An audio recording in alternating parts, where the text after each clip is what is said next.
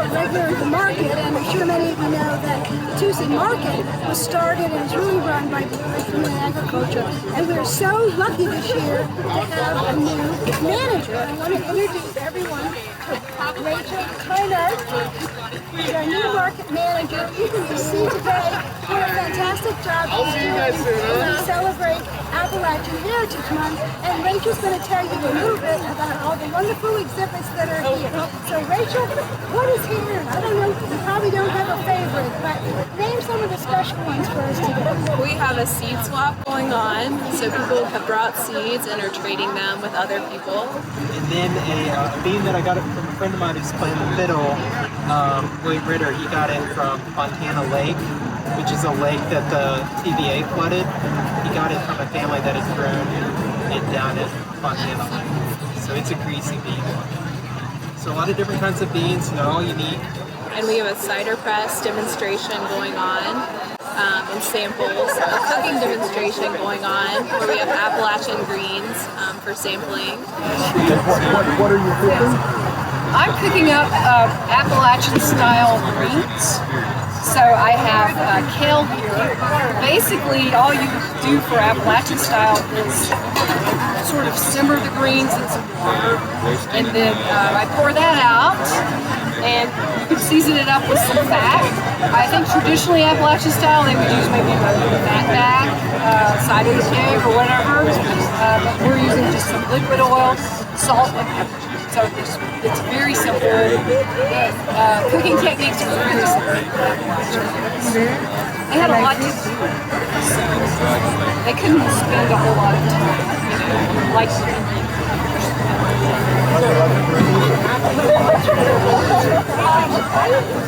this is just kale, but I think that the most common green is cabbage. And we also have a jam session going on with a flat-foot dancing demonstration.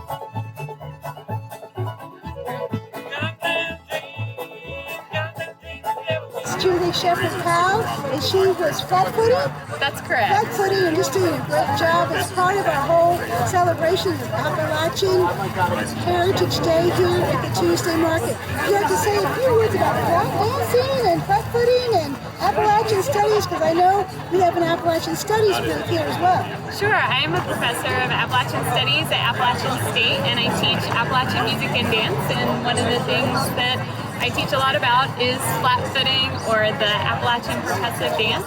So that's just a rhythmic accompaniment to the music that comes from both African and Irish traditions and was kind of created here in the mountains.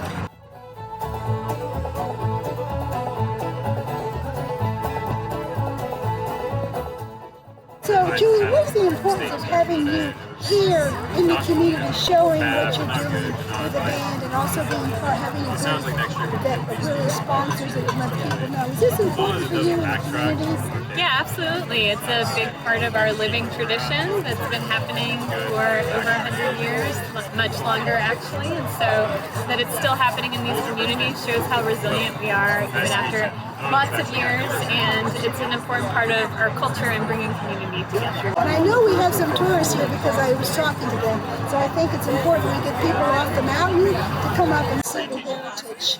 It's alive and well up here. I'm a regular customer at the Tuesday Market.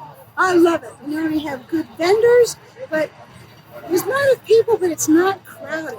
You don't feel hemmed in, and you don't have to wait in line, except for a couple of vendors who always have a line to buy the food you want. As you probably know, Boone and Agriculture is sponsoring this market. We also sponsor the High Country Food Hub, which if you haven't been there, you can just go online. High Country Food Hub is an online farmers market. You order on the weekends, basically, and you pick up on Wednesday. It's the same food that we have here or our Saturday market. We are not competing. We are expanding. We believe in local food for everybody in the high country. And that's why we have markets. We have double our food box, in which people who are SNAP recipients can place the food for the money. We have also given boxes out to people when COVID came. We work with Hospitality House. We help supply them. And with the Health and Hunger Coalition. So we really believe in local food and like to work with our other nonprofits. But I just like being a customer. I like being a shopper because I believe in local food. You're putting me on the spot. You betcha. We've done it all afternoon. I do it all afternoon, you're right. My name is William Johnson. This is Mountain Flowers Hemp. I grow all this myself. I don't know what I'm pointing at. There's nothing here. I'm a little bit of a comedian. Sorry, I'm a little nervous in front of the camera. I grow all this myself indoors using living soil, no synthetics, no pesticides. All the cultivars are unique to me in the sense that I put through the genetics and keep the unique ones, and they're exclusive to my farm. I also have genetics that pollinated myself that are exclusive to my farm. And I also have jammies that are made with local fruit using an extract I make myself from my flowers. Yes, so people do buy my product mostly to help with anxiety or sleep. Those are the two most things. I can't make medicinal claims, but that is what I am told people find help with. Whether it's smoking it or consuming it or putting it on in a topical form, all of these help with that. The topical form absolutely helps with isolated pain, in my experience and other people's experience. And then the gummies are great for helping people with sleep, is what I am told. I have to be cautious how I describe all this. And then my smokable flowers are my main product and is my staple. And I grow all those indoors using living soil, no synthetics, no pesticides. Nothing is outsourced. This is all direct to consumer. I'm a one-person show, and I provide you a higher quality product at a lower price. So these are the flowers? Tell me. So this is an example of the flowers. Okay. And so they're dried and trimmed and cured, and then you can smoke them. Oh, that's for smoking. Okay. It is for smoking. Okay, that's and for smoking. under the Okay. 2018 Farm Bill, this is considered hemp and is legal in the state of North Carolina Right. Okay. if you are 18 years of age. 18 years I expect that to change though. Okay.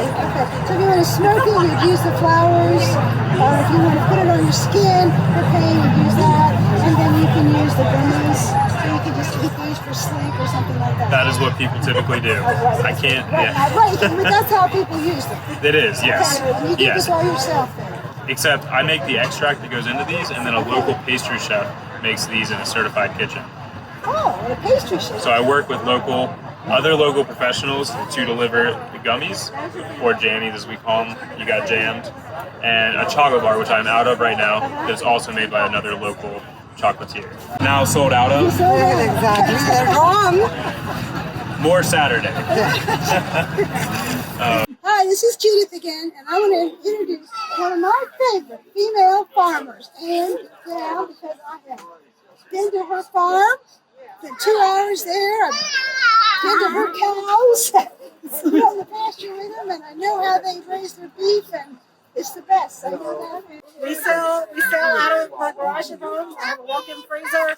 So if you want beef, give me a call. Look up on bfrbeef.com, and we'll set you up. And we also have pork. So which are the products that you like better from her? Can you show them to You me? like chorizo? I like the chorizo. I'm either the hamburger type person, the ground beef, ground pork, or sausage. And you like beef heart? And I like beef heart. That's what I discovered. But I have learned to cook beef heart, and they are delicious. And You make liver I pate? make liver pate. That's never what my customers do with their Pork meat. liver. And these are meats that are not expensive. And if you know what to do, they're delicious. Heart is amazing. Well, we have jerky and meat sticks, and we have seasonings, and then I have frozen beef cuts, and I have pork sausage. Although today I'm out of mild sausage, I have hot pinhole pork sausage.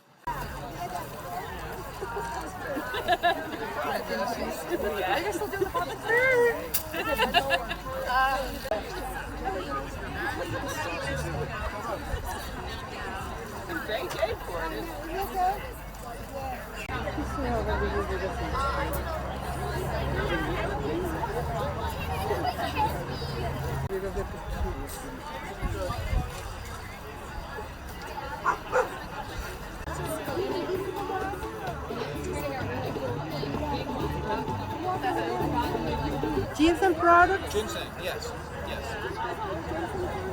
So are they produced here? I grow, yes. Oh, you do? Yeah, I grow all the ginseng, yes. So we just do different things with it. Sell seed, sell dry roots, sell rootlets, tea, things like that. So these are ginseng roots and We've got roots, we've got tinctures, we've got planting rootlets, planting stock, tea. It's a good book for your studies. It's very Appalachian based. It is. It's rooted in around here. Jim is actually the local county extension director. He works right up the road. I know. Yeah. So because it's a good read. It's just a good read. What does it cost? He's asking $10 for it. Oh my God. Yeah, he was made here a just a sale. little bit ago. He's teaching a class tonight. What's it steal? You will sell me a copy? Yes, sir, I will. I tell you what, hold on one second. Saturday. Judith works at the public library in the children's section. She's a children's librarian. Okay. You'll enjoy it. Let me know when you want me to do it.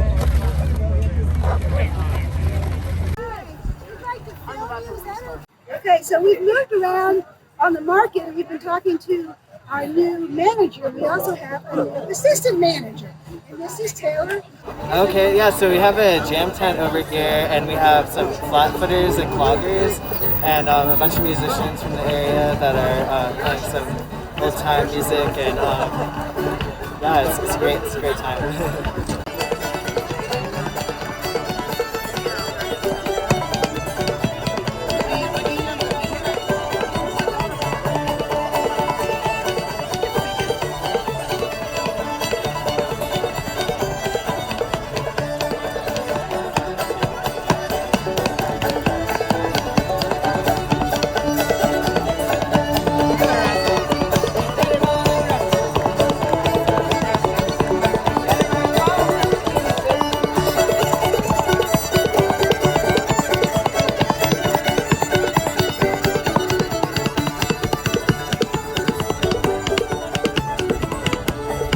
Extra produce or any perishable items for the Hunger and Health Coalition.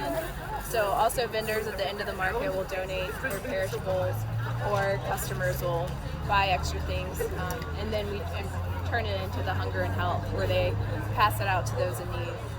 And then right beside that, we also have the Appalachian Trivia game going on. Oh, yeah, okay, so.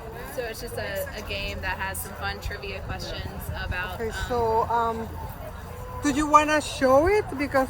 Sure. Okay. Okay. So what's going on there?